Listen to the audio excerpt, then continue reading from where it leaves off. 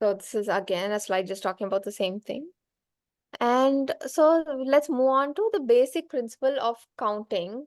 So we can either have an ordered set or unordered set. So here we'll be talking about permutations and combinations. So again, we're talking about equally likely outcomes here. Let's.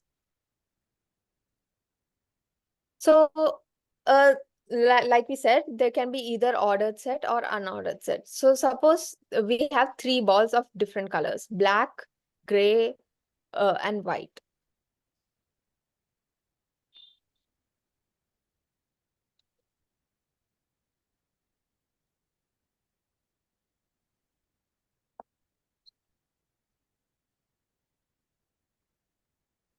So there are two options now.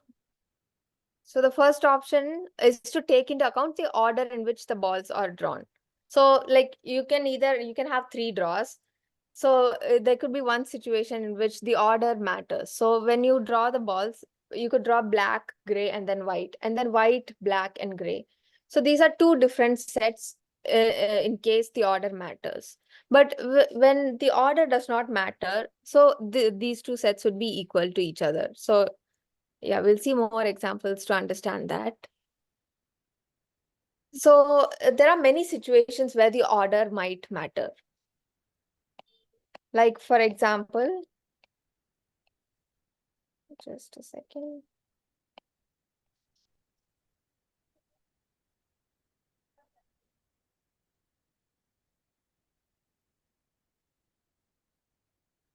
Just give me a few seconds. I'm just trying to get my pen working.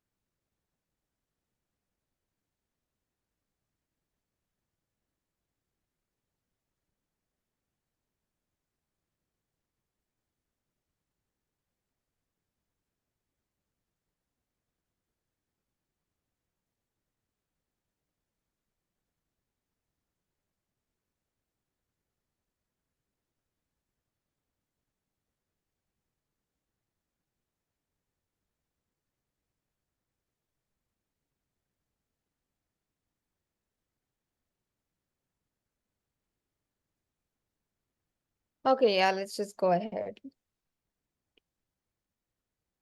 So yeah, there are many situations where the order might matter. So for example, let's say like 10 people are running a race, but then only the first three places in a 100-meter race matters.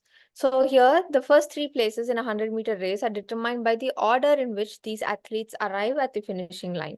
So yeah, in this example, if 8 athletes are competing with each other, the number of possible results for the first three places is of interest. So that would be an ordered set.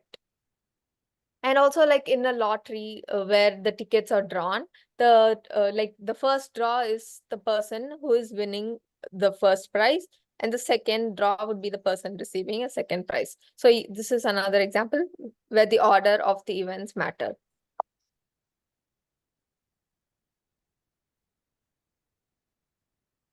So, and then there are unordered samples. So here, it's like a selection of members of a football team. So like, or a cricket team. So in cricket, there are 11 players in the team. So let's say we select like player 1, player 2, player 3. But this order of selection does not matter. Like it does not have any meaning. It's just that like all these members are going to be part of the same team. And yeah, even like fishing from a lake. So when you like catch fish from a lake, it does not matter like which fish you catch first or which fish you catch second.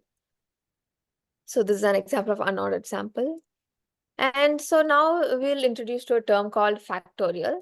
So the factorial function, so it's denoted by n factorial, like exclamatory mark means n factorial. So for example, like 10 factorial means 10 into 9 into 8 into 7 until 1. So like in simpler terms, 3 factorial means 3 into 2 into 1.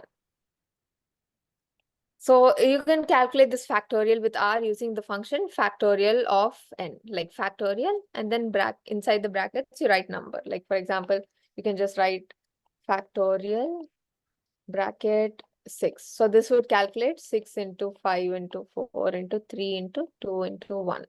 So R would just do it using this simple function. So yeah, here's just like it shows you the R console. So factorial 0 gives you 1, factorial 6 gives you 720, and so on. And now we'll look at permutation. So let's consider a set of n elements. So each ordered composition of these elements is called permutation. Like, yeah, so numbers 1, 2, 3 could be ordered 1, 2, 3, or 1, 3, 2. Or 3, 2, 1, and so on. So this ordered composition of these elements are called permutations. So we can distinguish again so permutation could also have two cases. So one could be permutation without replacement and permutation with replacement. So by replacement, you mean that a same sample, a same sample is drawn twice.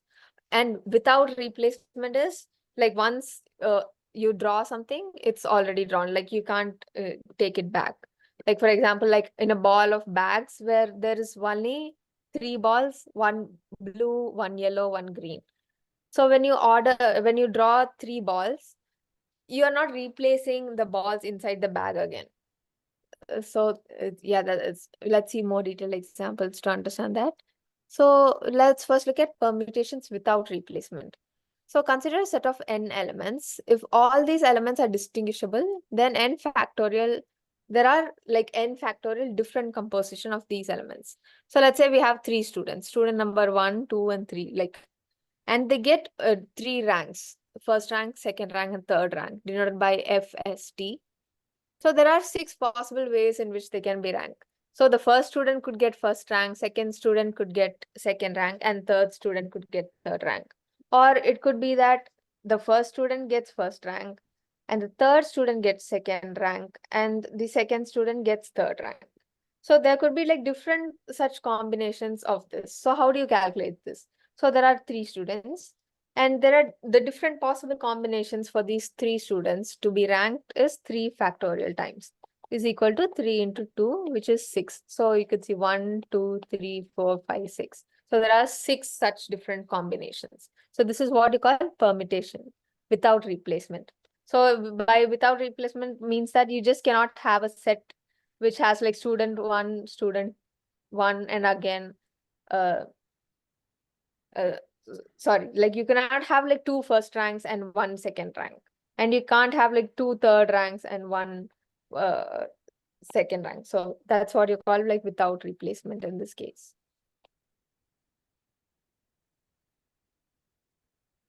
So here's an example here, permutation without replacement.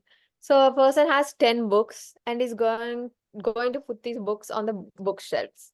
So of these 10 books, there are like 4 maths books, 3 chemistry books, 2 history books, and 1 language book. So he wants to arrange his books so that all the books dealing with the same subject are together on the shelf. So he wants to place the books in such a way that he wants maths, 4 maths books, 3 chemistry books, 2 history books, and 1 language book.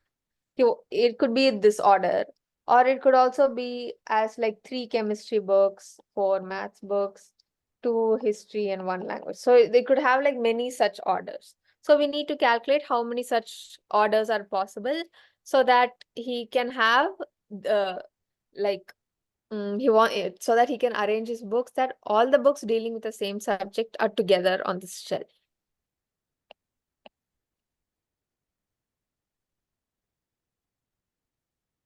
And not only this, it could also be a case where so we saw that there are 4 maths books, like 1 maths book, 2 maths book, 3 maths book, and 4th maths book.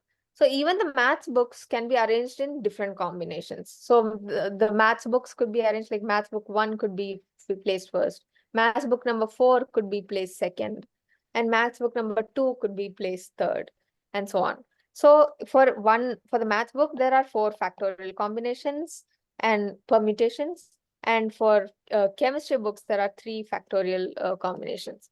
Like you saw, yeah, this is one more component of it. So now how do you calculate how many arrangements are possible?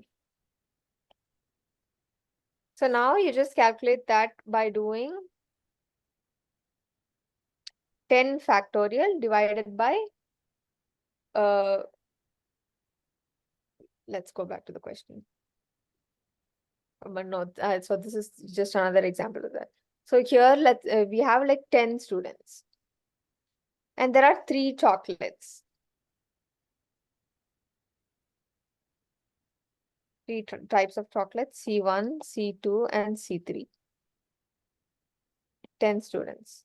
So we have to calculate the number of ways in which 2 chocolate 1, 3 chocolate 2, and 5 chocolate 3 are given to these 10 students. So you calculate this by doing 10 factorial divided by 2 factorial into 3 factorial into 5 factorial. Right? So yeah, this is how you calculate it. And with R, you could just easily compute it like this, like factorial of 10 divided by factorial of 2 into factorial of 3 into factorial of 5. So now, like just going back to our book example, we saw this.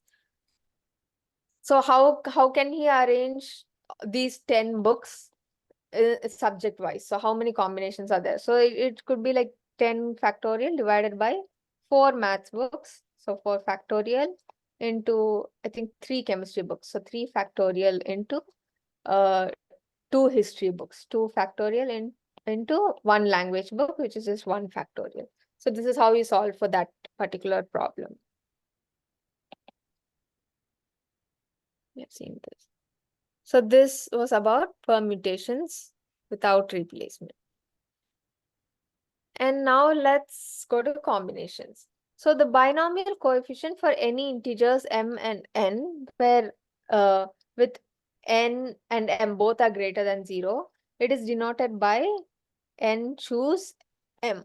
So you would have learned in like school, like n choose n, something like this. So you can denote it like this in the brackets n, whatever number is on top is this n, choose m. So how you, so what exactly does this mean? So this means n factorial divided by m factorial into n minus m factorial. So you just have to remember this formula. There's no shortcut to that. So yeah, this can also be computed with R using choose of n comma n m n comma m. So whatever number is on top has to be first, and the number on the bottom has to be second, like when you calculated it with R. So also now in combinations, there could be like different possibilities. So yeah, so to draw m out of n elements. So let's say we have 10 balls, but we just want to draw 5 balls. So yeah, so 5 balls out of 10 balls from an. So it is necessary to distinguish between the following 4 cases. So one can be combination without replacement and without considering order of the elements. Like combination without replacement, without ordering, or it can be combinations without replacement and without consideration of order,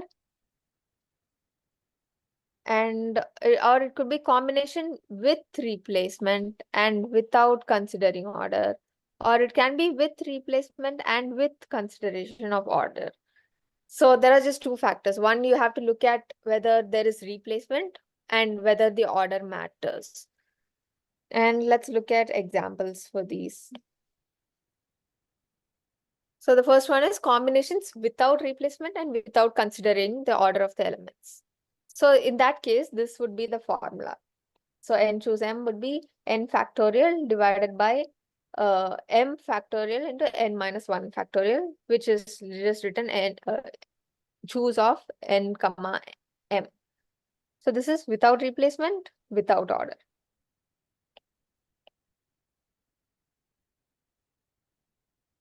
So let's look at an example for this.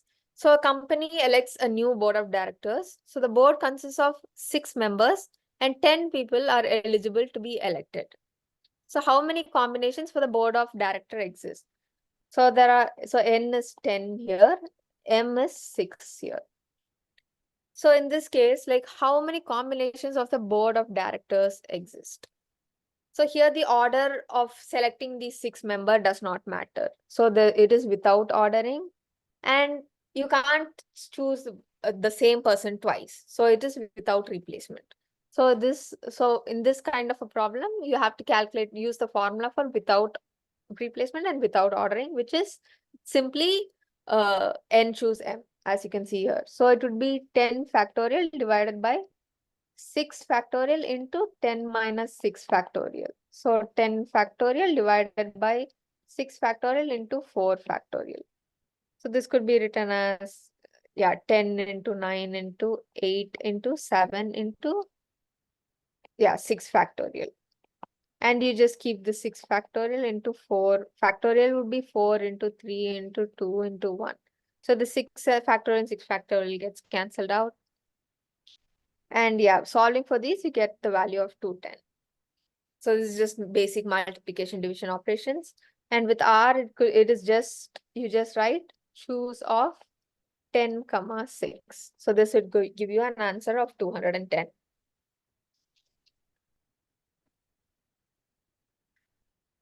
Yeah, so this is demonstrated in the R console.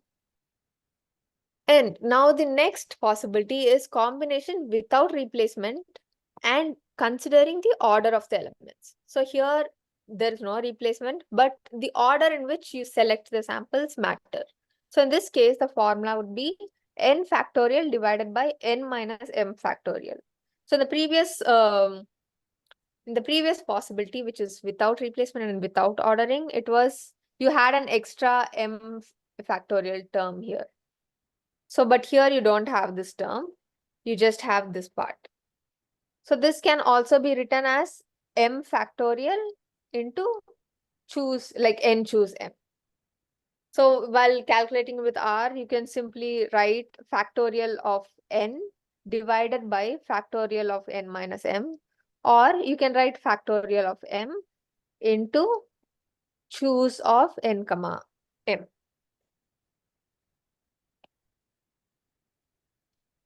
So an example for this, like we consider a race with 10 students, but now we have to determine the top 3 places, like first prize, second prize, and third prize. So here the order matters and there's no replacement. So now in this case, you just apply this formula that we saw before, n factorial by n minus m factorial, which is 10 factorial by 10 minus 3 factorial. So it's equal to 10 factorial by 7 factorial.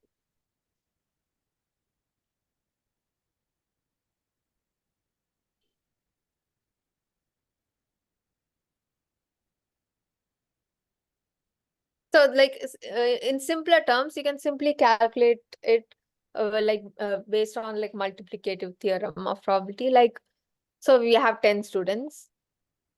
So for the first place, there's a choice of 10 different students. And for the second place, there will just be a choice of 9 different students because like one person already won the first place.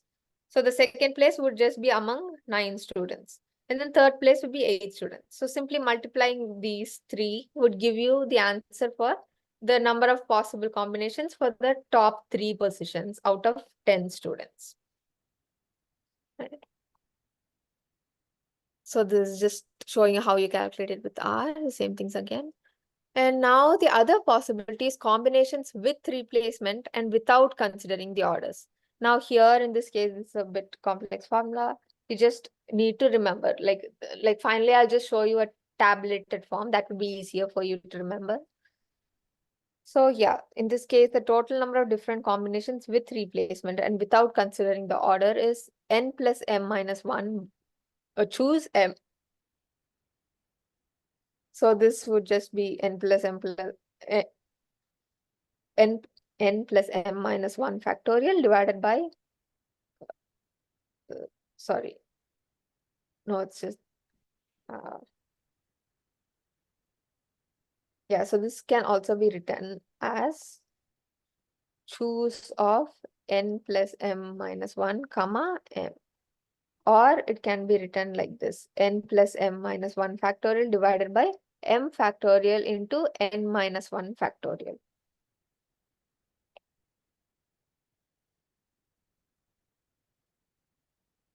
So yeah, let's look at an example. A farmer has 2 fields and he wants to cultivate 4 different organic crops.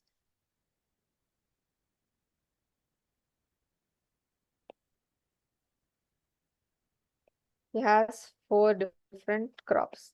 He wants to cultivate these in the 2 fields. So here, uh, the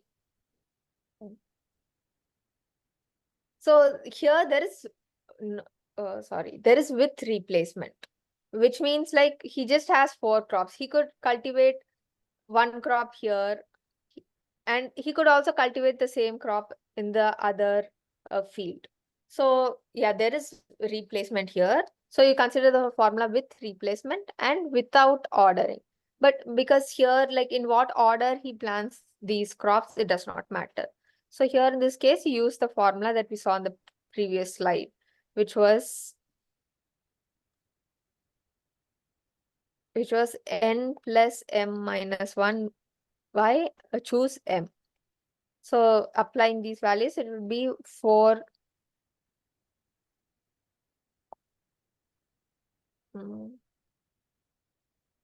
Screen has gotten bigger. Yeah.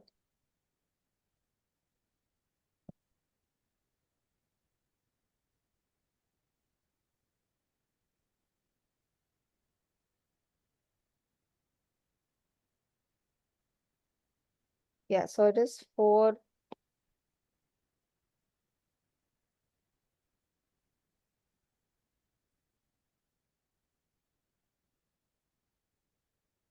So it is 4 plus 2 minus 1, which is 4 plus 1, 4 plus 2 is 7, minus 1 is 6, choose 2.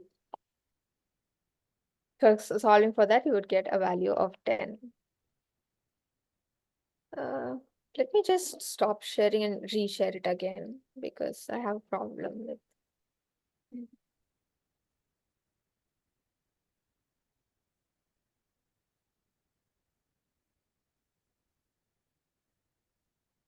Yeah, it's fine now. And now the final possibility is with replacement and with order, with considering the order. So here it's just simple. The formula is just n power n, as you can see here.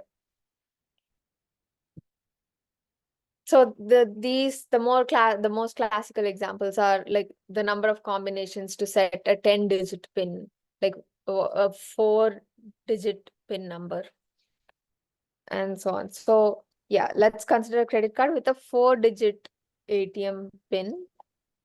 So this could comprise of numbers 1, 0 to 9. So it is a combination of 10 different numbers. So here n is equal to 10 and m is equal to 4 because it has 4 digits. So here the formula would just be 10 power 4, which is 10,000. So this is very straightforward and easy to remember. Yeah, now let's just look at more examples here. So a committee of 5 members is to be selected from a group of 6 men and 9 women. You want So a total of 9 plus 6 is equal to 15. So there is a total of 15 people. So of that, you want to select 5 members. But there are like different categories of these people. It's just not like you have to choose 5 out of all the 15, but there are also like so you need to find that if the selection is made randomly, what is the probability that the committee consists of 3 men and 2 women. So there it was given that there were a total of 6 men and a total of 9 women. So you just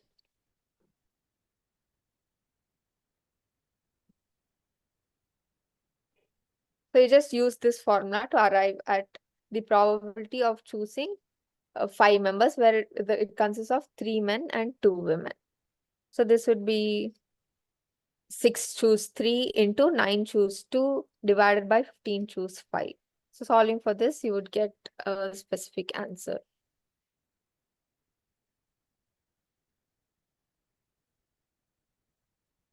So here is another example. So an urn consists of n balls, 1 ball is special. And if k balls are withdrawn one at a time, with each selection being equally likely to be any one of the balls that remain at that time, what is the probability that the special ball is chosen?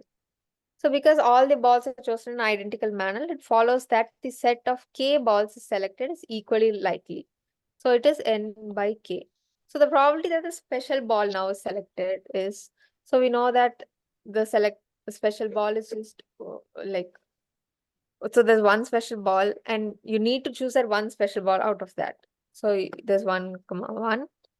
And now that this is already chosen, you have n minus 1 balls and k minus 1 possibilities divided by n choose k. So this would be k divided by n.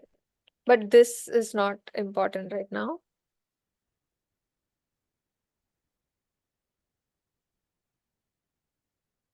Yeah, we'll like after this lecture, let's look at more examples. We'll try to solve previous year's questions. So that will help you understand, like when you read a problem statement, which formula should you use?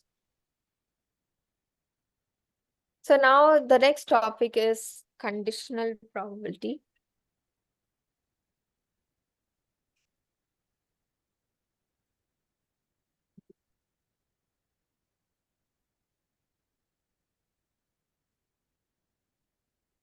Yeah. The next topic is conditional probability. So conditional probability is useful in calculating probabilities when partial information concerning the result of the experiment is available, or in recalculating them in light of additional information. So you say that a conditional probability is when you have to calculate the probability of something when some additional information is already given.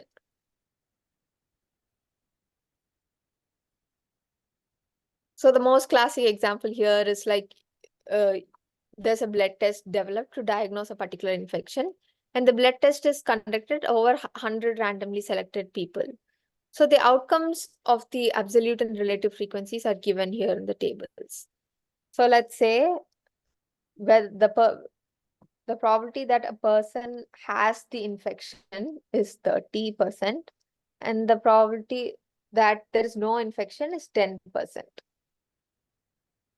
And also there's another case here where which is about the test. So the designed test. So does the test give you positive result or negative result? So the probability that the test gives you positive results is 40%, which is 0.4 probability. And the probability that the test is positive for a person with infection is 30%. And the probability that the test is positive where the infection is absent is 10%. So these are called false positive tests. So it's like the test gives you a positive result when there is no disease.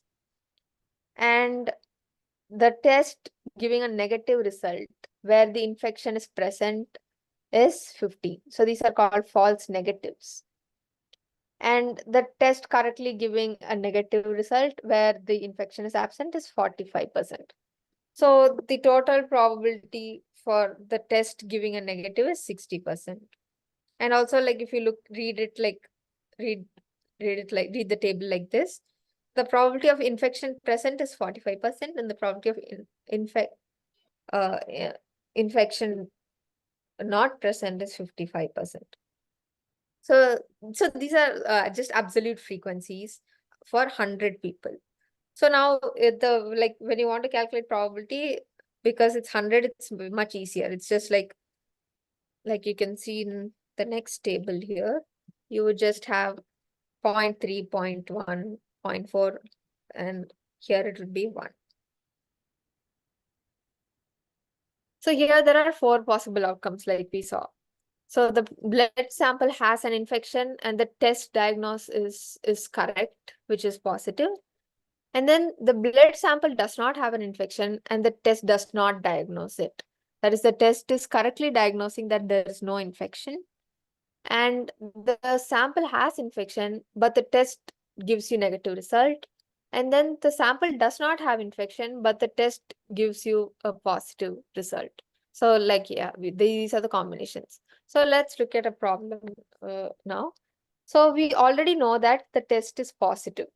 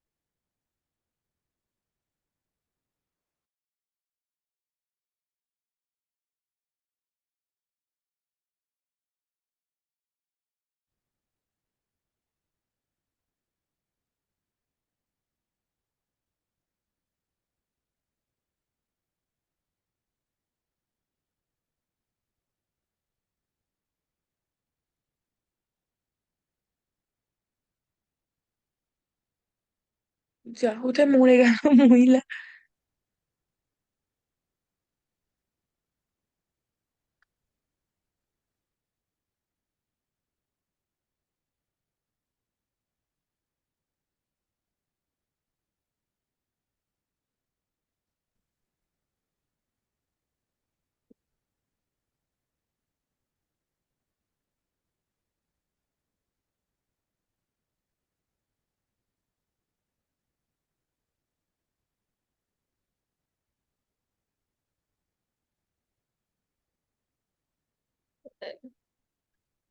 I'm sorry about that. My internet connection is quite bad.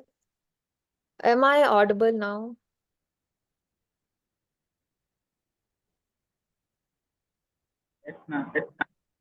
Yeah, sorry about that. Let me just reshare my screen. I'll continue.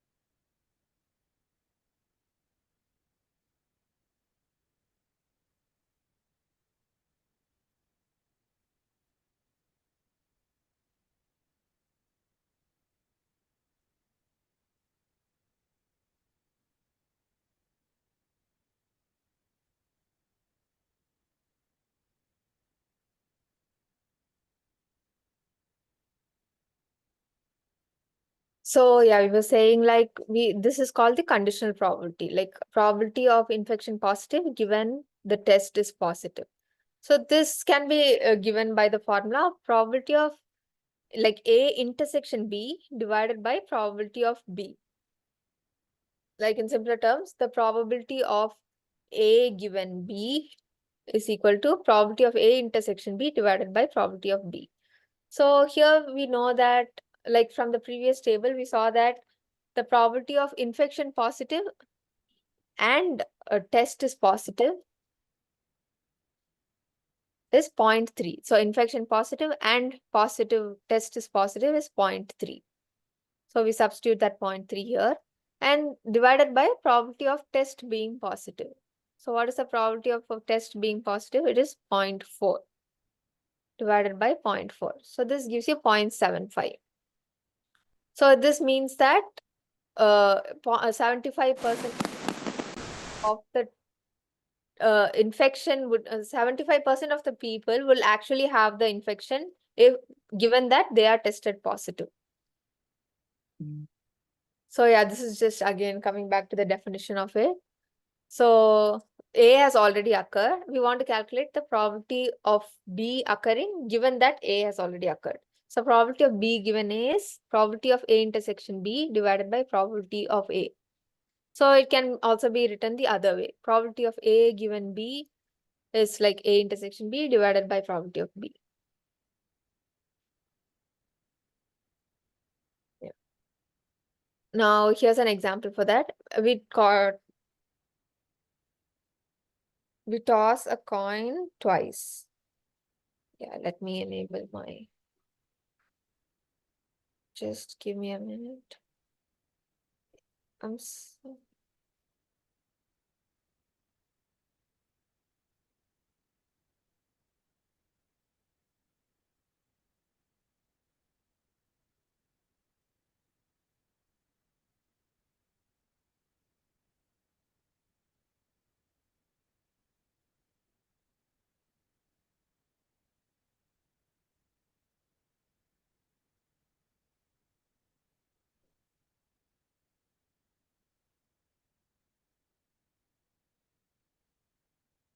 Okay, yeah. A coin is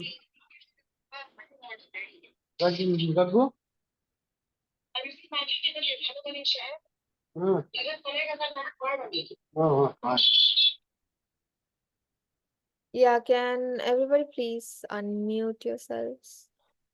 Let me do that. Just in case.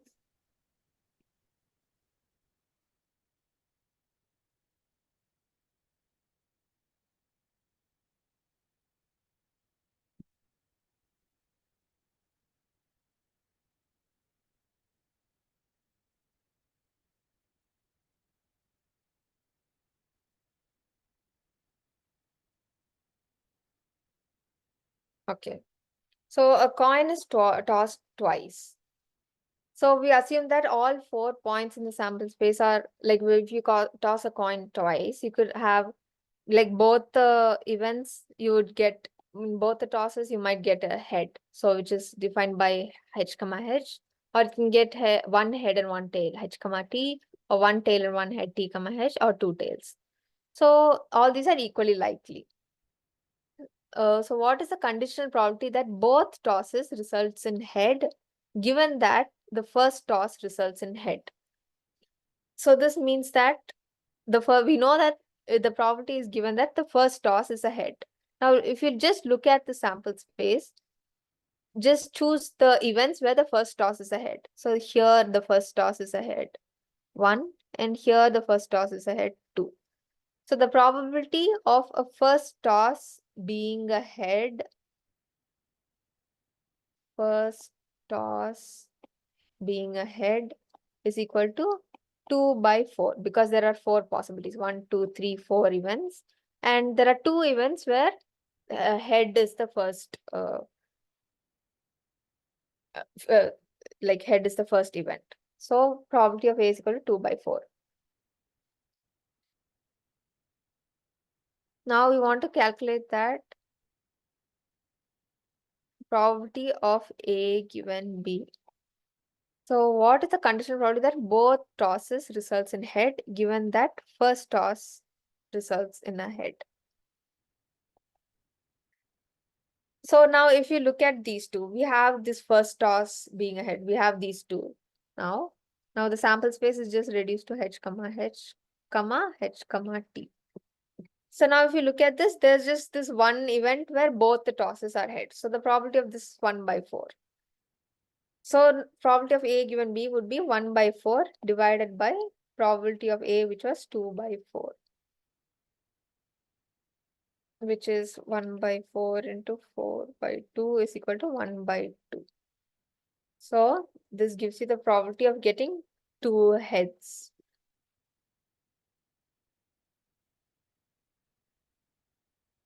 Now another example, we have 10 white balls, 5 yellow balls, and 10 black balls, marbles. So a marble is chosen at random from the urn, and it is noted that it is not one, noted that it is not one of the black marbles. So we draw one marble, and it is not a black marble. So what is the probability that the marble is yellow?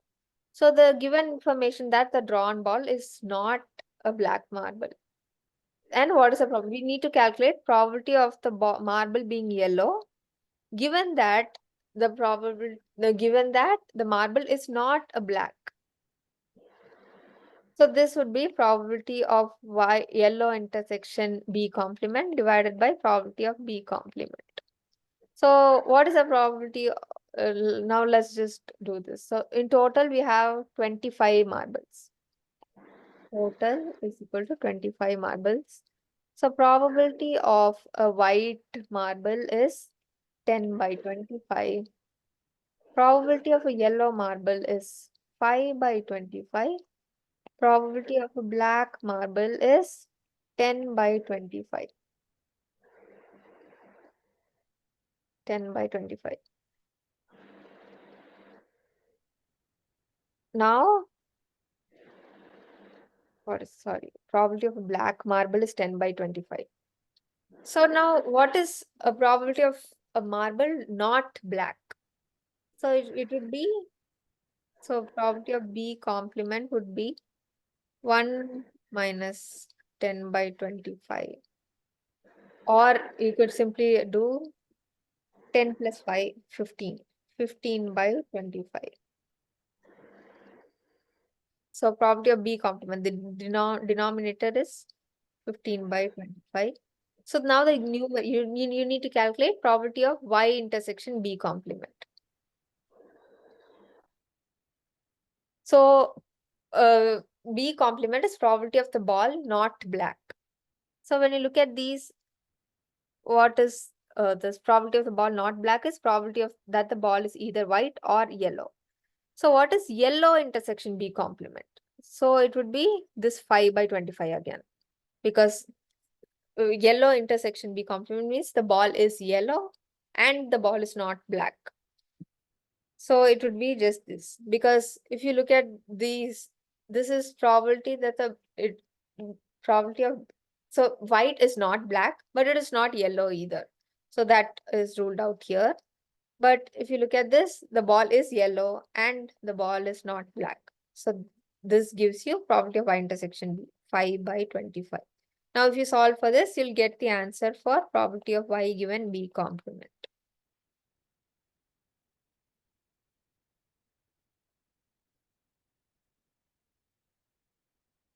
Yeah, as we said, like 5/25 divided by 15/25, you get 1/3.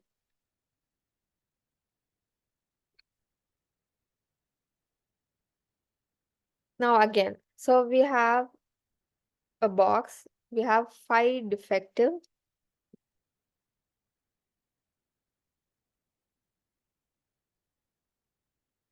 10 partially defective, and 25 acceptable, which is non-defective transistors. We have transistors. So a transistor is chosen at random from the box and put into use. So if it does not immediately fail, what is the probability that it is acceptable?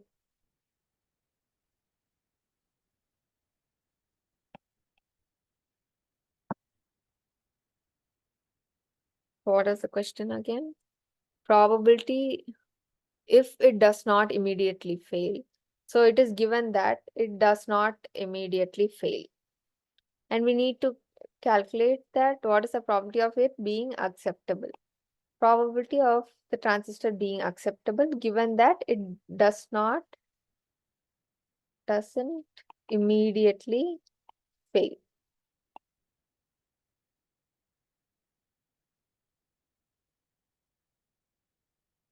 So doesn't fail means it is non-defective. And probability that is acceptable also means non-defect, like acceptable, sorry, like probability that the transistor is acceptable given that it is non-defective would be probability that the transistor is acceptable intersection non-defective divided by probability of it being non-defective. So we saw that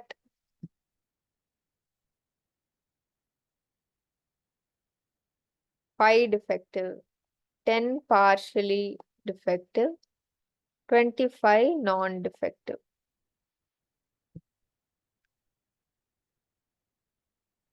So now what is the probability of acceptable? Acceptable is non-defective. So 25 divided by 40, which is the total number of transistors, divided by again probability of not defective. Not defective means like the question said there are 5 defective transistors. So partially defective is fine. It's not entirely defective, it's just partially defective. So 25 plus 10, 35 by 40. So this would give you 5 by 7. So the probability that transistor is acceptable given that the chosen transistor was non-defective is 5 by 7. And then there's multiplication theorem of probability. So we saw the theory of additivity, which was like probability of A union B is equal to probability of A plus probability of B minus probability of A intersection B. Now we have the theory of multiplication theorem of probability. So probability of AB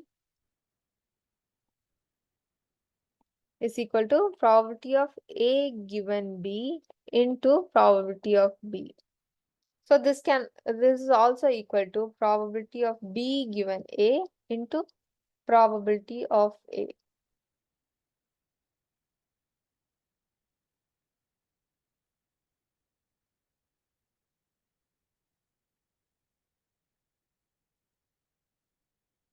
So yeah, to understand it, there's an example. So student figures that there's a 30% chance that he'll be selected in cricket team. So probability that the student will be selected in the team is equal to 0.3. And the and also if the student gets selected, he has 60% 0.6 chance that he will be selected as a captain of the team. So the probability that the student is a captain given that he is selected in a team is equal to 0.6. So now what is the probability that the student will be captain in the selected team? So probability of the student being a captain, like he has to be selected in the team and then he'll become the captain. So probability of TC is equal to, by the theorem of multiplication, probability of C given T into probability of T. So substituting these values, you would get 0.3 into 0.6 is equal to 0.18. So there's 18% chance that the student will become the captain of the cricket team. And another example is the student is undecided as to whether to take French course or a chemistry course. So he estimates that the probability of receiving an A grade is probability that he receives an A grade in French is 1 by 2 and probability of him receiving an A grade in chemistry is 2 by 3. But now he doesn't, whether he decides to choose French or chemistry, he bases that decision on a flip of a coin. So which means that there's 1 by 2 probability that the student takes French and there's 1 by 2% like 1 by 2 probability that the student takes chemistry. because like tossing a coin, there's 1/2 chance for either of the possibilities. So now, what is the probability that he gets A in chemistry? So for this, you have to, probability of him getting an A in chemistry would be, first of all, the probability of him choosing chemistry multiplied by probability of him getting an A given that he chooses chemistry. The probability that he chooses chemistry based on the coin flip is 1/2, and probability of him getting an A given he takes chemistry is 2/3. So the answer is 1/3. So the student has 1/3 chances that he gets an A in chemistry.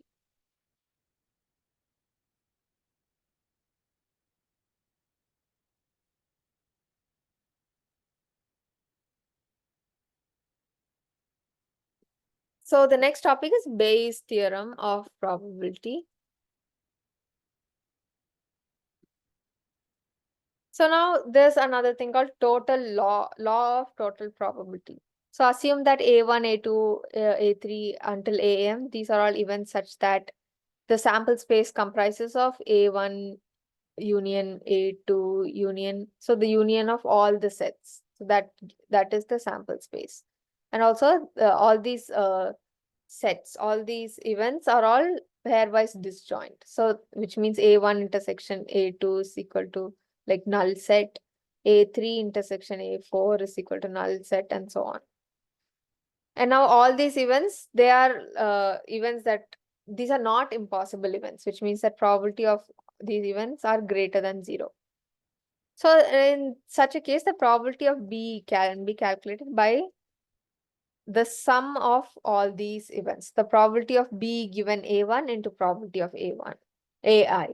So which means if there are like 3 events, A1, A2, A3, now the probability of B can be calculated as probability of B given A1 into probability of A1 plus probability of B given A2 into probability of A2 plus probability of B given A3 into probability of A3. So this is called the total law of probability. So if there are 3 events, the probability of B can be calculated by the summation of all these uh, events.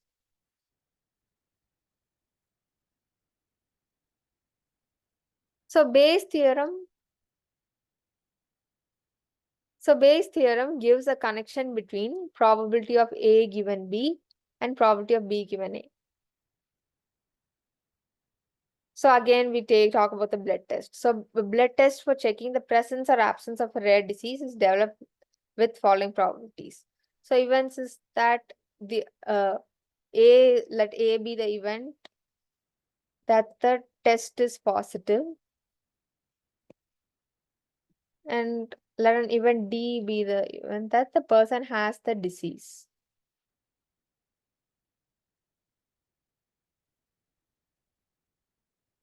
So the probability that person has the disease and test is positive is 0.999. So all these are just like examples to make you understand. So like, let's say the probability that the person doesn't have a disease and test is negative would also be high. So this would be a good test. Like a blood test would be good if this is what you observe. And the probability that the person, so in case, let's say the test is negative, in that case, the person having the disease, the probability of the person having the disease, if a good test is negative, is very low, 0.001.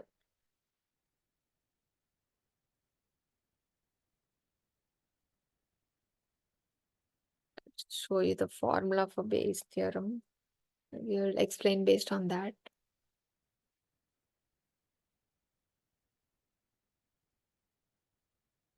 A simple formula.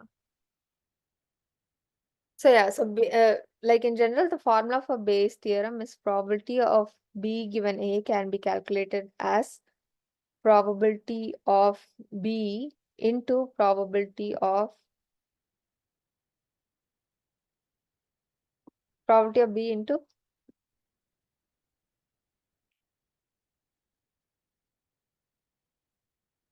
so yeah, probability of B given A can be calculated as probability of B into probability of A given B divided by probability of B. So this is the general formula for Bayes theorem. But now there could just be different ways to calculate probability of B and like probability of A given B and so on. So now, yeah, so we just saw the theory of total probability, where you calculate the probability of B based on the summation of all possibilities. So the probability so to know whether a test is good or bad, so a good test would mean that the test, like given that the test is positive, the person will be having the disease. So which is this? So the probability that the person has a disease given that the test is positive is equal to probability of D. You just rewrite this. So now how do you calculate probability of D here?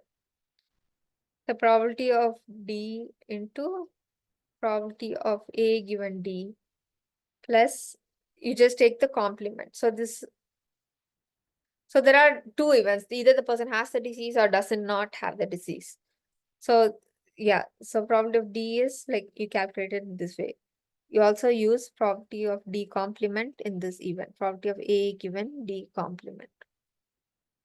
So in the previous slide, they are given you the probability that the person has the disease and the probability that the test is positive given the person having the disease. So all these values you substitute, you get 0.091. So this is a very small thing. So this means that the test is not a very reliable test. So yeah, let's take more simple examples for you to understand. You just have to remember these formulas now. So like we saw, the Bayes theorem would be probability of, you have to calculate probability of A given B. So this can be written as probability of AB divided by probability of B.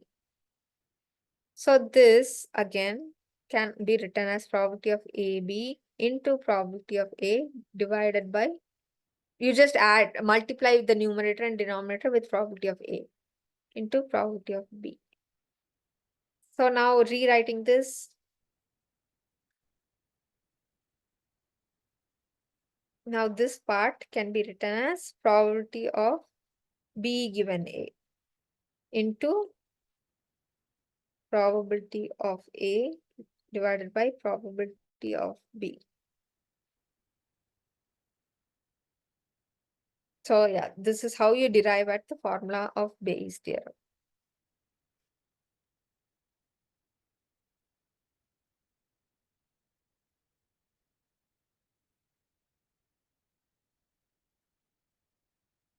So now let's take an example. So somebody rents books from two different libraries.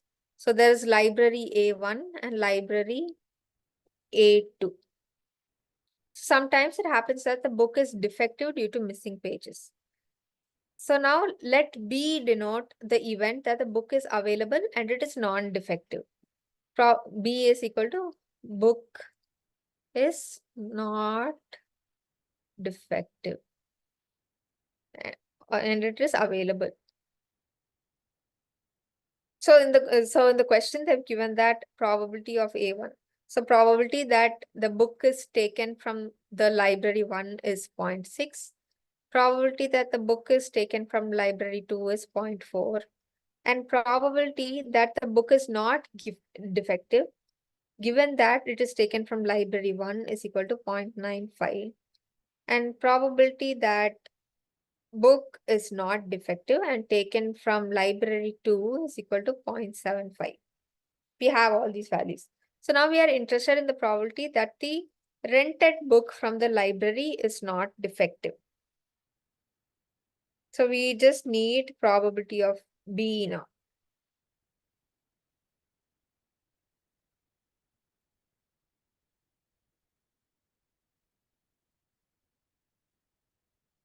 So yeah, so based on this theorem of total probability, you can calculate probability of B is equal to probability of B given A1 into probability of A1 plus probability of B given A2 into probability of A2.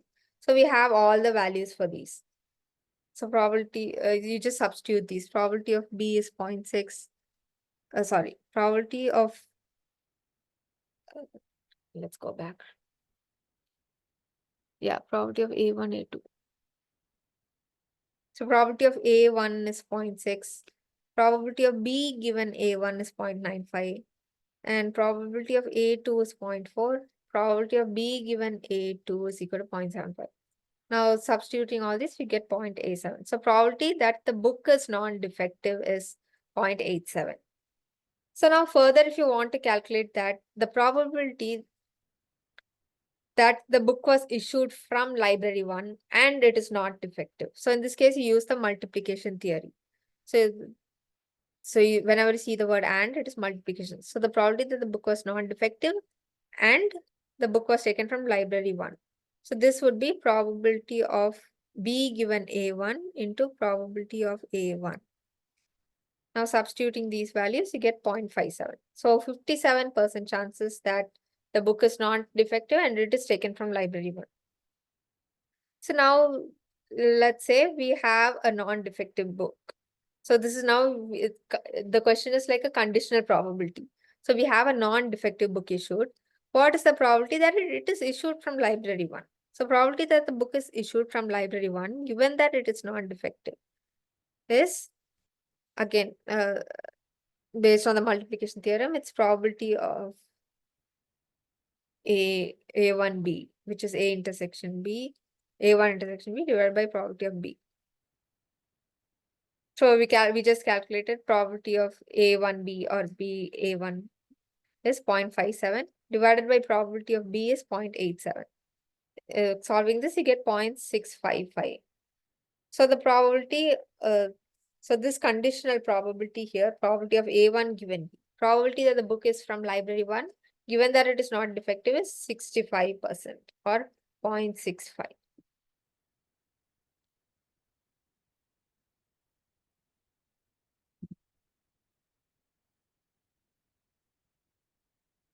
So here is another example. So let's say there's some criminal investigation happening. So the inspector in charge is 60% convinced of the guilt of a certain suspect. Suppose now that a new piece of evidence shows that the criminal has a certain characteristic is uncovered. So 20% of the population possess this characteristic. How certain of the guilt of the suspect should the inspector now be if it turns out that the suspect is among this group? So let's just define the events. Let G be the event that the suspect is guilty. And let C be the event that the suspect has the criminal characteristics. Criminal characteristics. So this is like just like the suspect.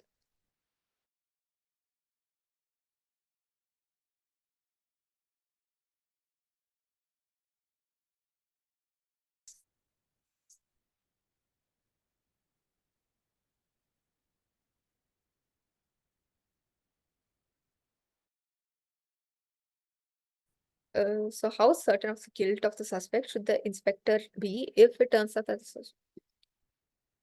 So the probability that the person is guilty, given that he possesses criminal characteristics, is probability of GC.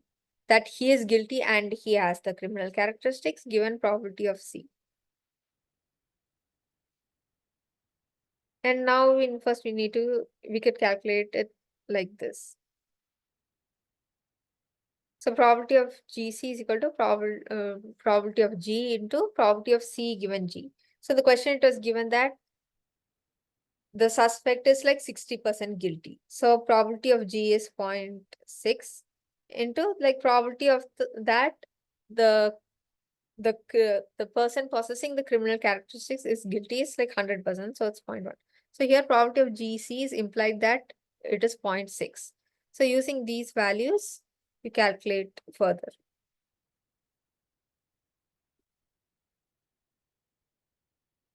So probability of C, probability of him having criminal characteristics is like probability of C given G into probability of G plus probability of C given G complement, that he is not guilty, into probability of G complement. So you just substitute all these values and get these.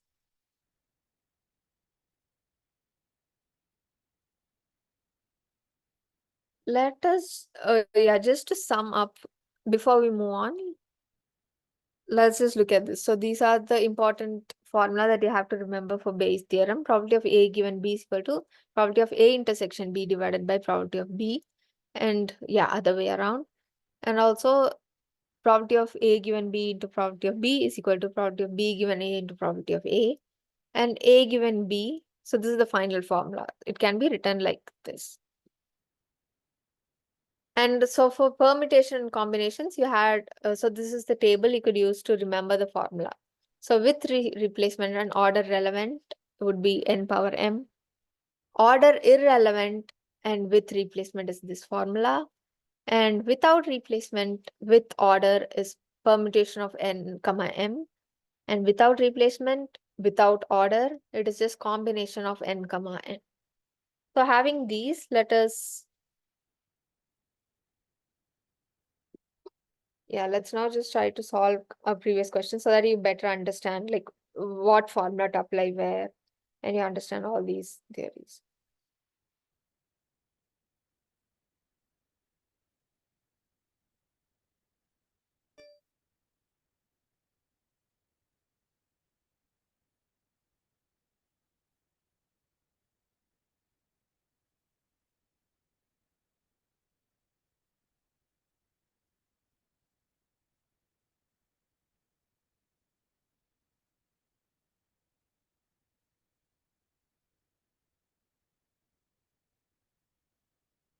Is my screen clear?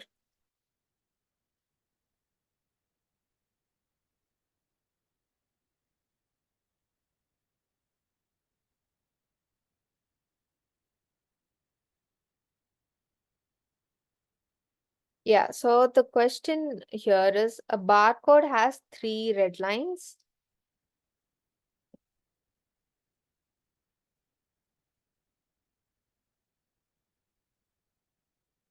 Three, uh,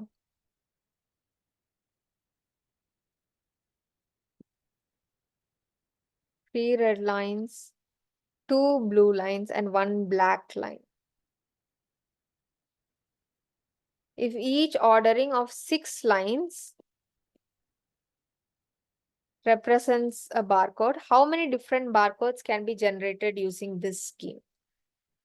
So we have 6 lines. So 6 factorial divided by, we have different colors. So it would be 3 factorial into 2 factorial into 1 factorial. So this is how you should solve for this problem.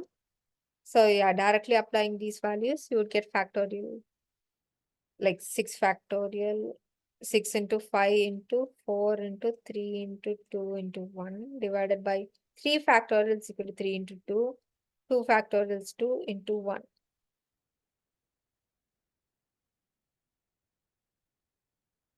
For solving these, you get 5, 6 are 30. 30 into 2 is equal to 60. So the answer for this is option D, 60.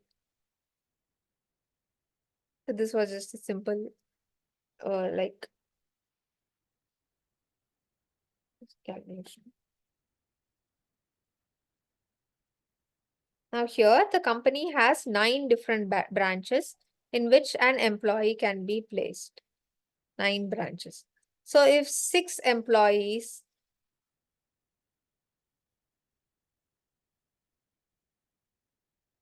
sorry, yeah. So if 6 employees are to be placed in the offices, how many choices are possible? So now it is like without replacement and without ordering.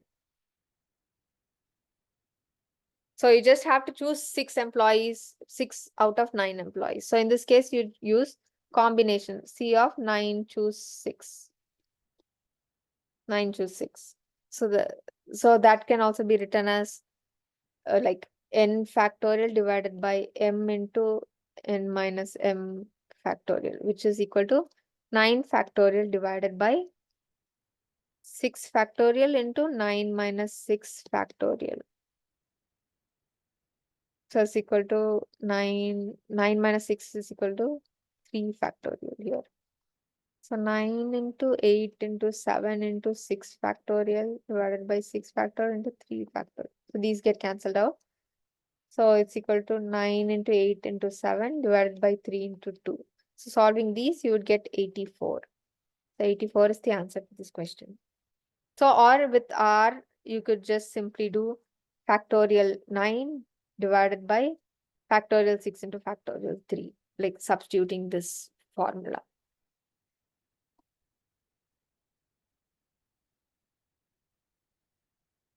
And then the next question here. So suppose a company has 20 employees and a group of 5 employees are to be elected. Now, how many combinations of the employees exist? So this is similar to the previous question. So it just has to be 20 factorial divided by 5 factorial into 20 minus 5 factorial. So just if you substitute all these values, you would get the answer. Like with R, it would be factorial 20 divided by factorial 5 into factorial 15. So the answer would be 15504.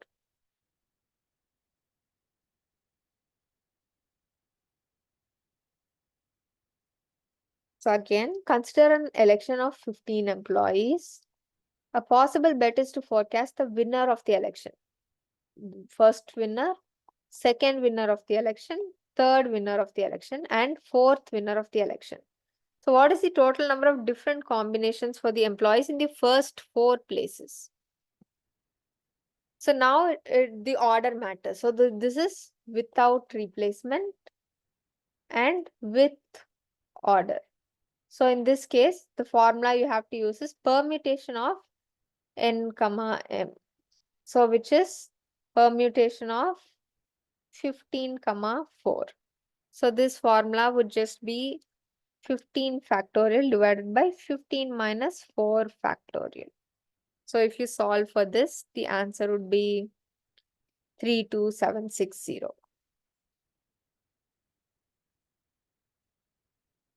And then again, a farmer has 4 fields, 2, 3, 4, and he has 6 crops, 1, 2, 3, 4, 5, 6. What is the total number of choices he has? So here, there is with replacement.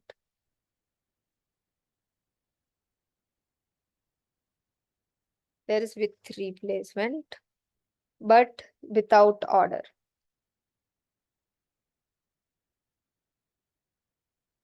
So for this, you use the formula n plus m minus 1. Choose m. So this can be written as 6 plus 4 minus 1 by 4. 10 minus 1, 9, choose 4. So the answer to this is 126.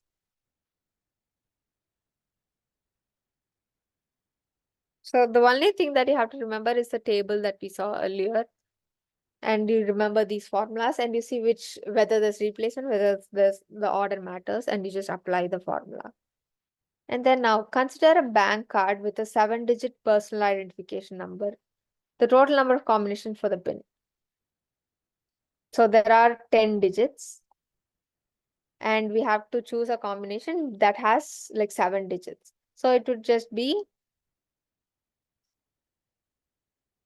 10 power 7 in this case. N power m. So here it is with replacement and with order. The order of the digits matter to set an ATM pin. So with replacement with order, the formula is n power n power m, which is 10 power 7, which is option B. So this answers the question here.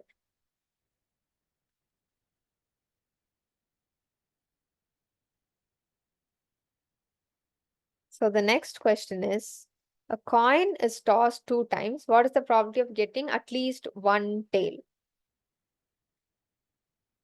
So when a coin is tossed twice, what the sample spaces? Head, head, or head, tail, or tail, head, or tail, tail. Now we need to calculate the probability of getting at least one tail. So this one, and this one. So the probability of getting at least one tail is 3/4. Like 1, 2, 3 divided by 1, 2, 3, 4. So option C is your answer.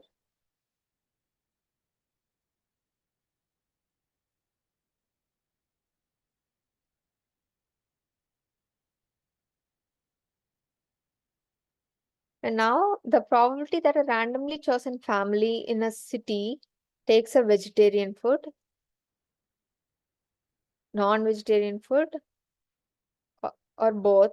So wait, sorry. So the probability that the family takes vegetarian food is equal to 0.8. Probability that the family takes non-vegetarian food is 0.4. Probability that they take both, that is veg and non-veg, that is V intersection N is equal to 0.3. So what is the probability that the family takes either or? So this would be probability of V union N. So this is equal to probability of V plus probability of N minus probability of V intersection N. So just substituting the values, probability of 8 plus 0.4 minus 0.3. This would give you 0.9. So that answers your question. And yeah, moving to the next question. Let probability of H instrument is damaged due to high voltage. So let P of H be the probability that the instrument gets damaged due to high voltage. So that is 0.3. Now probability that the instrument is damaged due to mishandling is 0.4. The probability that the instrument gets damaged due to high voltage and or mishandling is 0.5. So there's or. So probability of H union M is equal to 0.5. So now a damaged instrument is randomly picked up and inspected. What is the probability that the instrument is damaged due to high voltage and mishandling? So you need to calculate probability of H intersection M. So we know that probability of H union M is equal to probability of H plus probability of M minus probability of H intersection M. So this is 0.5 is equal to 0.3 plus 0.4 minus probability of H intersection M. So H intersection M would be 0.3 plus 0.4 minus 0.5. So it's 0.2. So it's actually like 0.7 minus 0.5. So the answer is 0.2. So option C is your answer.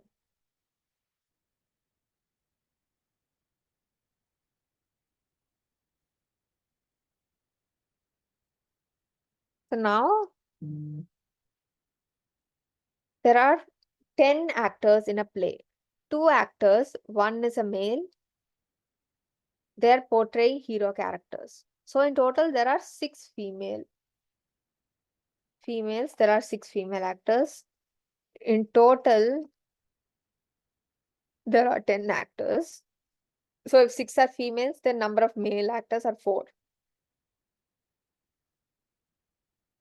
So like only number of heroes among the 10 actors is equal to 1 out of 10. So let event A describe whether the actor is male and other event describe whether the actor is a hero. So A is probability that the actor is a male. So this would be 4 divided by 10.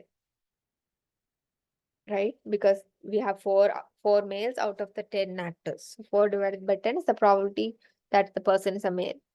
And then probability of B is equal to whether the character is a hero. probability of the character being a hero. So we saw that there's only one hero out of these 10 people. So it's 1 by 10.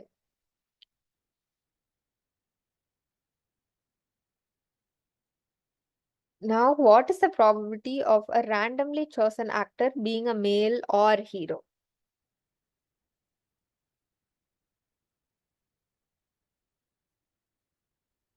So we need to calculate probability of A union B. So male or hero is equal to probability of A plus probability of B minus probability of A intersection B. So probability of A, we already calculated, it's 4.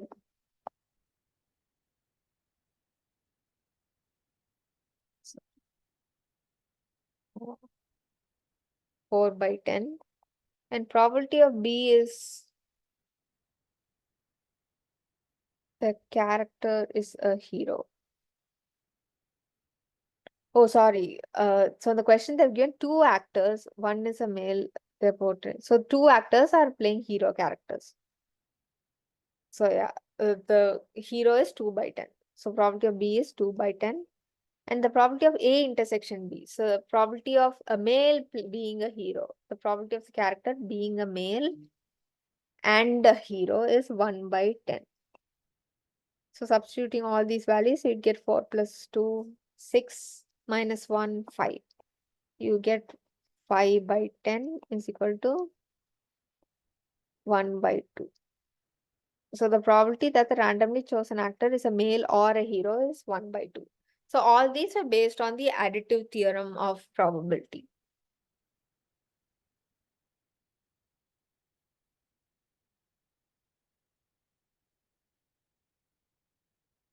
So a day's production of 951 manufactured parts contains 51 parts that do not meet the customer requirements. So 2 parts are selected randomly without replacement for the batch. What is the probability that the second part is defective given that the first part is defective? So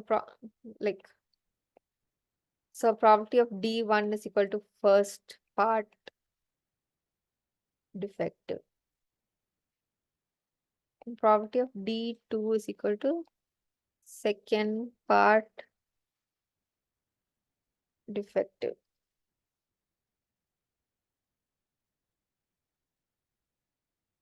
So we already know that in total 51 out of the 951 parts, they are all defective. So it's already given that one item was drawn and that one item was defective. So that leaves us with 50 defective items in a total of 950 total items. So just solving for this, you get 1 divided by 90. So this just gives you the answer. This is just a direct way of calculating this thing. So the question is straightforward. So because this is just random sampling without replacement. So yeah, 2 parts are selected without replacement. From the batch, what is the probability that the second part is defective given that first part is defective? Yeah, you just directly apply these values.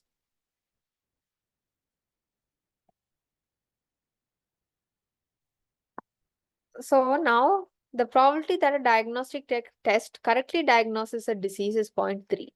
If the test is done on a person having the disease, then the probability that the test is positive is 0.6.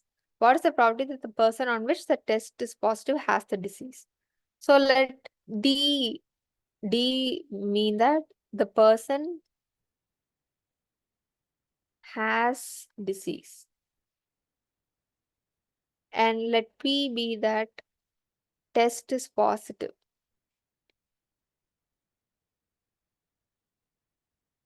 Right? So in the question, it is given that probability of D, the probability that the test correctly diagnoses a disease. The probability that the person having a disease is 0.3 and probability that the test is positive. So they've given if the test is done on a person having the disease, then the probability that the test is positive. Probability that the test is positive given that the person has the disease. So P given D is equal to 0.6. So we have these two values. So we want to find the probability that the person has the disease given that the test is positive. So we need to find probability of D given P. So this is calculated using Bayes theorem now. Probability of D given P is equal to this can be written as probability of uh, P given D into probability of D divided by probability of P. So this probability of P can be calculated using the total law of probability. So yeah, you don't even need all these in this question actually. So we already know the value of P given D, which is 0.6. And we already know that P of D, probability of D is also 0.3. So yeah, we need to find what is the probability that the person on which the test is positive has the disease. So this means that the test is all accurate. So the probability that uh, probability that the test would be positive would be 1. So you just have to multiply 0.6 into 0.3. That gives you 0.18. This answers the question here.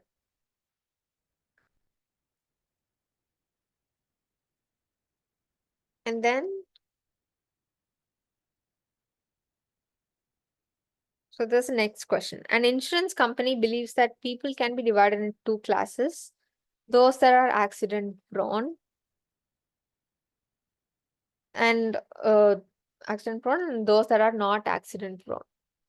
So yeah, let A mean that person is accident prone. Accident prone. And let A complement B, person is not accident prone. So the statistics show that an accident prone person will have an accident at some time within a fixed 1 year period with probability of 0.4. So this means that, so let's consider, let B is the person has an accident within a year. Let B be person having the accident. So they've given an accident prone person will have an accident within a fixed year. So the probability here, probability of having an accident, given that the person is accident prone. So probability of B given A is equal to 0.4. That is given in the question. And the probability decreases to 0.2 for a non-accident prone person. So probability of having an accident, given that the person is not accident prone. So probability of B given A complement is equal to 0.2. And then we assume that 30% of the population is accident prone. So probability of A is equal to 0.3. And this means that probability of A complement is 0.7. So now we need to find. So yeah, now we need to find what is the probability that a new policy holder will have an accident within a year of purchasing a policy. So we just need to calculate probability of B, the probability of the person getting the accident within the year of purchasing a policy.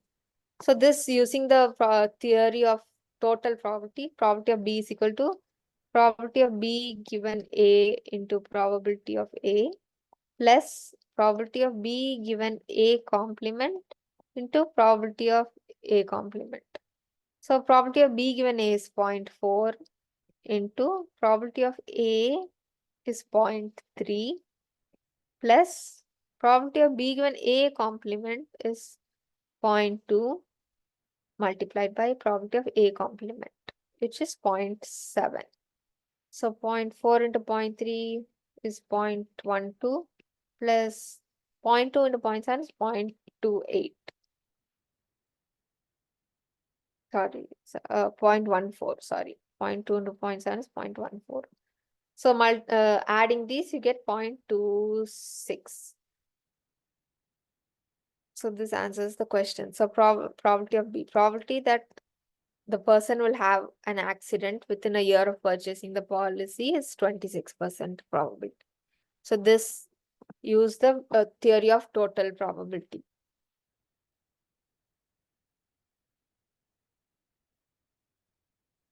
So the next question now is, a manufacturer of car parts knows from past experience that the probability of 0.8 that an order will be ready for shipment on time. So let A be the event. Order is delivered on time.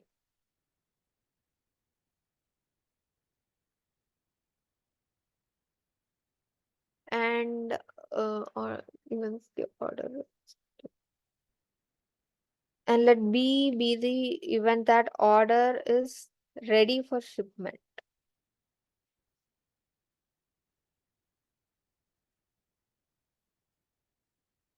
So manufacturer of car parts from past experience that the probability 0.8 that an order will be ready for shipment on time.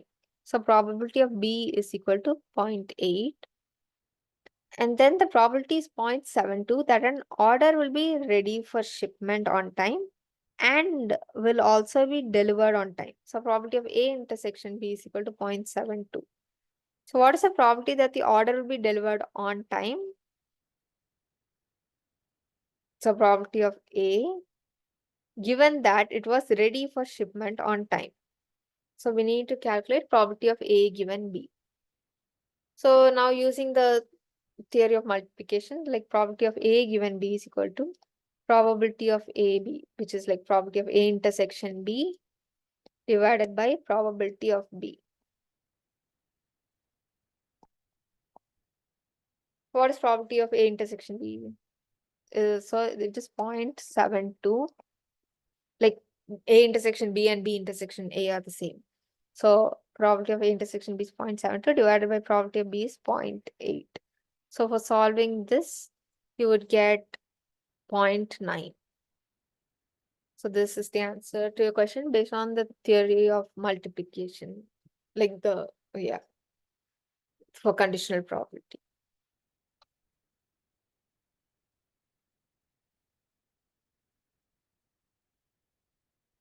And now an office has 20 persons in a group and 5 of them are not fit to work. So 5 out of 20 are not fit to work. So if 3 persons were selected at random and removed from the group in succession without replacement, what is the probability that the 3 persons are not uh, not fit to work? So this is just like you multiply this. So you already know that 5 out of 20 are not fit. So this is the first person chosen. The second person chosen would be 4 divided by 19. And the third person would be 3 divided by 18. So multiplying all these, you would get 1 divided by 114.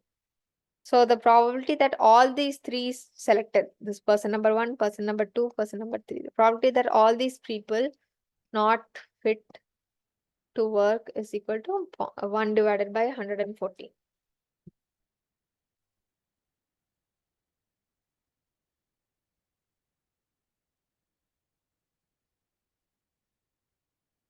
So yeah, these were all the questions from the previous year's paper. So your assignment questions would also be like in a similar way. Like you don't have to think so much about the formula.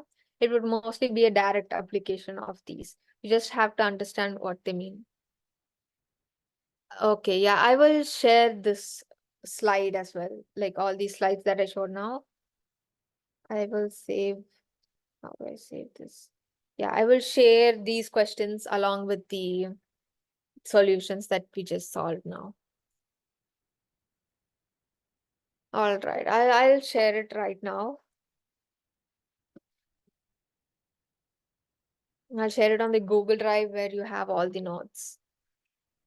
Please discuss question 5 of week 3 assignments. Yeah, so week 3 assignment is due tomorrow, right? So I cannot discuss the question before the deadline, but I can discuss it after the deadline.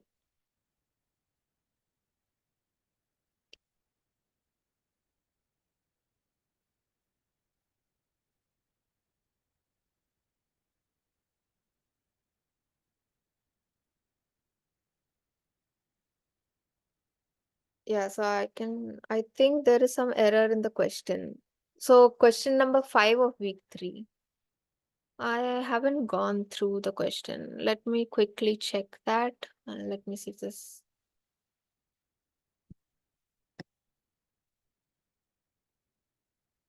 If there's an error in the question will not be evaluated. So you don't have to worry about the evaluation part, but we can always discuss it in the next week. Like, I'm not able to access it right now. Can you share the question if you can? Or I will just discuss it with the TA. Okay, what the question is telling me to do. Okay, let me check. If it's possible, can you share the question with me? Because I have to log in to access.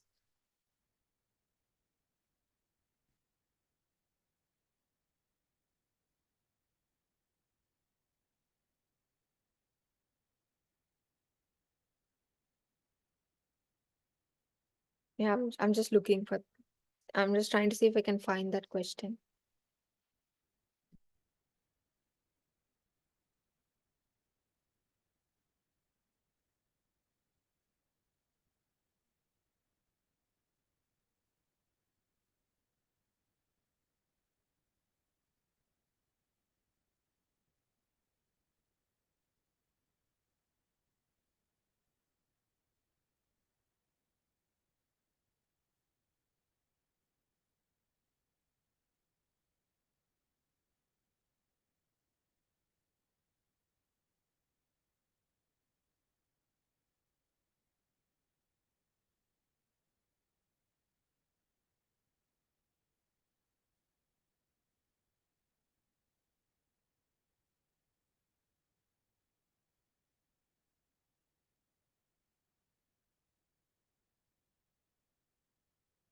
Okay, let me check. A person has 6 shops. Okay. So a person has 6 shops and aspires to sell 8 types of products in each shop. What is the total number of choices he has? So, yeah, it is similar to one of the questions we just discussed. So, we saw a question where a farmer has 4 fields and he wants to plant 6 crops. So, it's something similar to this. So, here the person has 6 shops, and he wants to sell 8. So, yeah, it's just similar to this problem. If the answer is not matching with the options, then yeah, in that case, you don't have to worry about it. The question will not be evaluated. But it's just important that you understand how you solve the problem.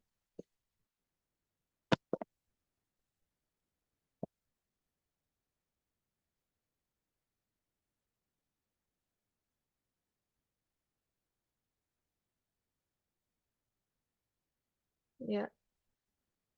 Uh,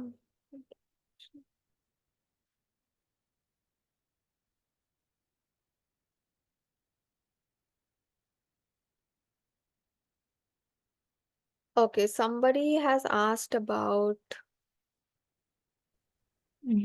multiplication. Sorry, I just missed.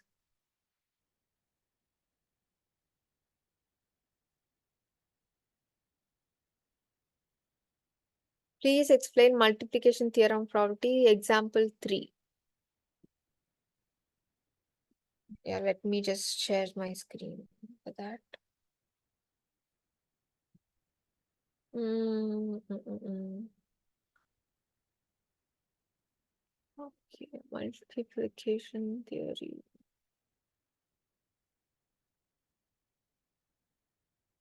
So yeah, I had hidden these examples. Let me.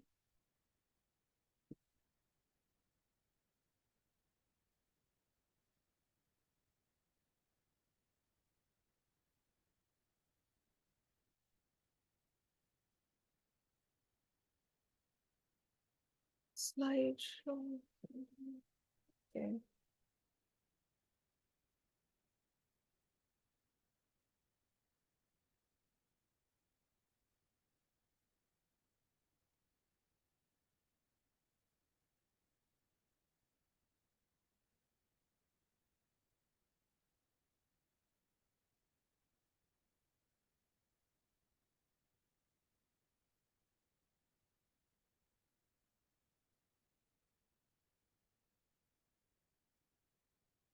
Okay, is this the question you were talking about, Pavitra? So this is the multiplication theory of probability. So here it's just that you have an existing set, and then you keep removing cards and you want to do some calculations. So let's say we have an ordinary deck of 52 playing cards. 52 cards. So the cards, they are randomly divided into 4 piles.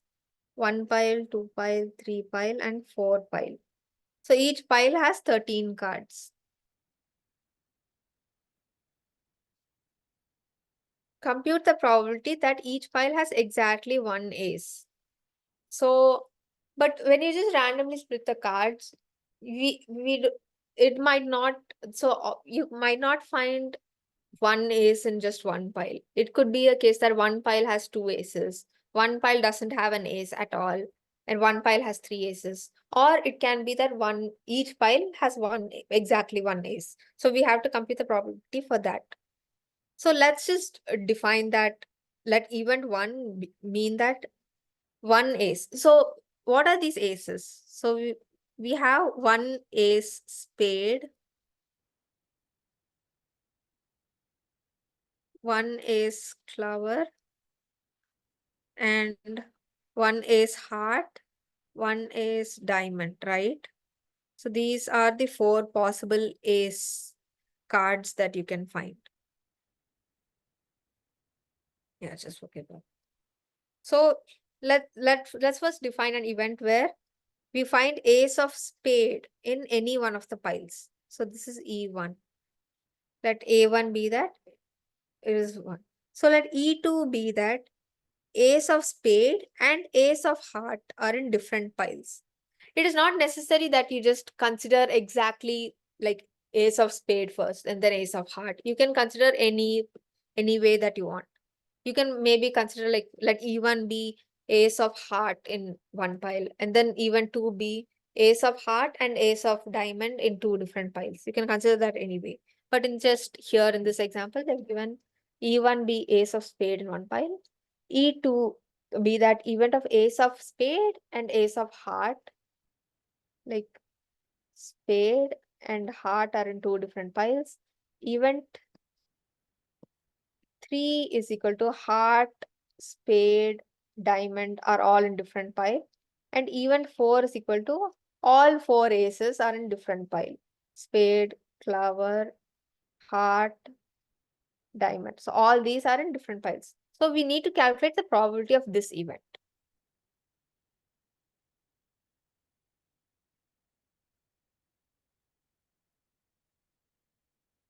So to calculate this event,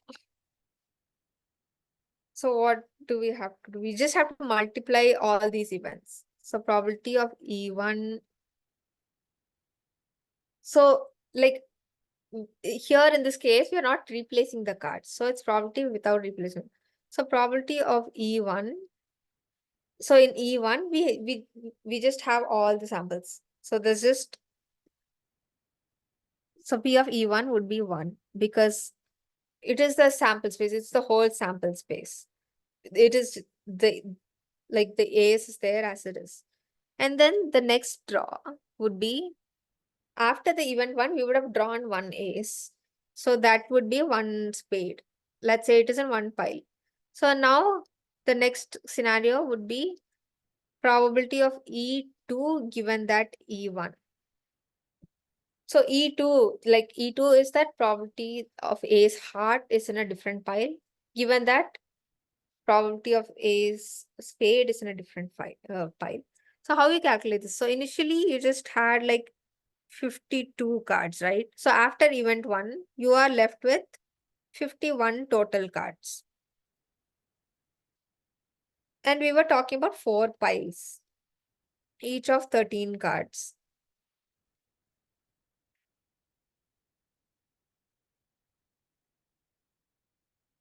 So after the draw of the first ace, here you have a total of 51 cards remaining, and you have 52 minus 13 cards.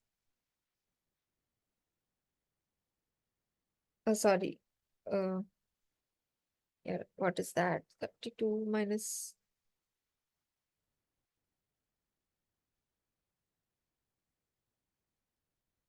So yeah, like you have finished looking at this pile. So you subtract 52 minus 13. So that will give you 39. So you're dealing with just 39 cards now. And the total cards is like 51. It's not 52. So in event 3, now you are dealing with 50 cards because you've drawn your third card as well. You've drawn your second card. So first you had 52. So after the first draw, you had 51 cards. And now in the third event, you have 50 cards because you've already removed 2 cards. And you're looking at the third pile. So it would be 52 minus 13 minus 13. So you have 26 total cards. So event 3 would be 26 divided by 50.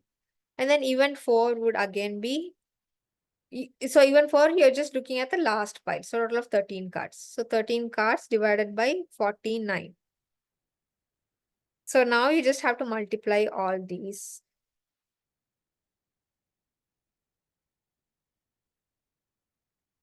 So you just have to multiply all these. So this gives you like 10% chance that there's one ace in each of the piles separately. So yeah, this might just be hard to understand, but you just need to understand like how you go about the problem.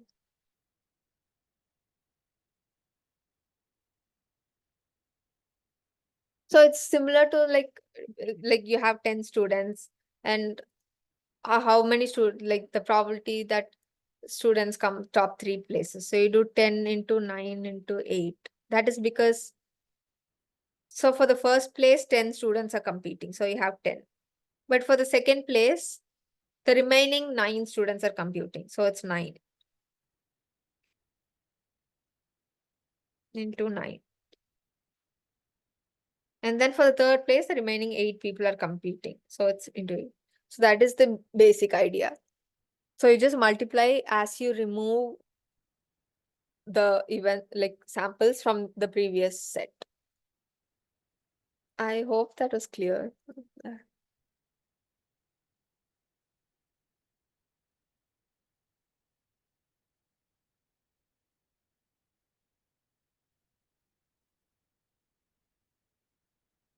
Week 4 assignment.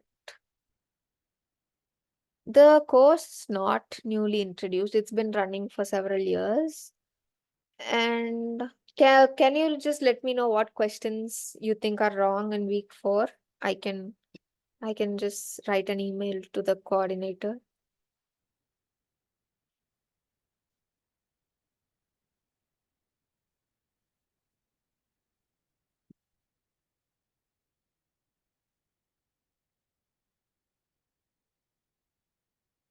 Yeah, we'll check that and we'll just let you know in next live session, which is Friday.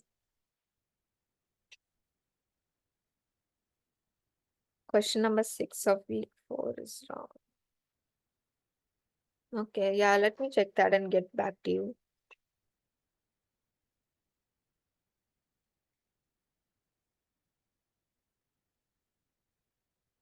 Okay, I'll just check if there's anything wrong.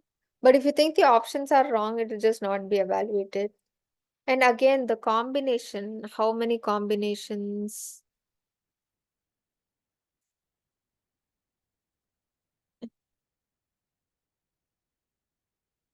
So which exactly are you referring to? Because like I said, the tabular column that we showed, the number of combinations, it depends on what you're looking at.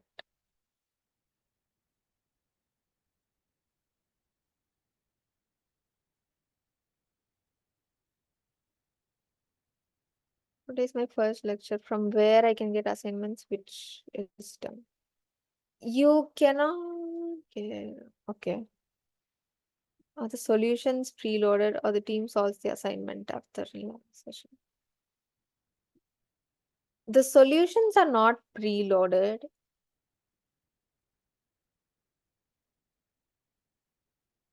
I don't understand your question. Are the solutions preloaded or the team solves? So we just give you assignments and you have to solve and you have to submit your assignments, if that's what you mean. And you don't have the questions already. I mean, you don't have the solutions to your questions there.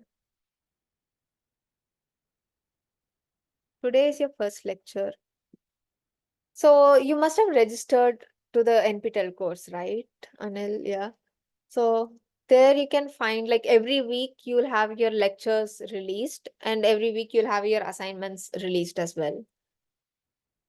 So after your assignments are submitted, we like one of our TAs, they might discuss the answers of how to solve the previous week's assignments. If you have missed the lecture so far, you could just go back to YouTube and watch one of the recordings of these live lectures. So how do we check there is error in assignments? So yeah, like if one of you report, we will go back and check. Otherwise, like I think one of the TAs, they solve the problems and they identify the errors. But yeah, it's just one person who sets the assignments. So yeah, unless the another person solves it, we wouldn't know if there's an error in the options.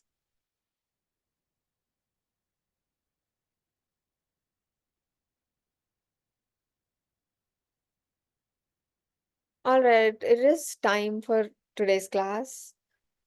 I hope it was understood. Otherwise, like the same session was handled by two other TAs, like on Friday and on Saturday. You could watch like all of our lectures. So one of them had solved last week's answers, assignments for last week's answers. But I had solved answer the questions from previous year's assignments. So yeah, you would get a better idea when will I upload this document? I will upload it right now. May I try to upload it now? So there's a shared Google Drive which you all have access to. You must find it in your course instruction. So there you have all the notes, PPT uploaded. And yeah, I'll just put the document there.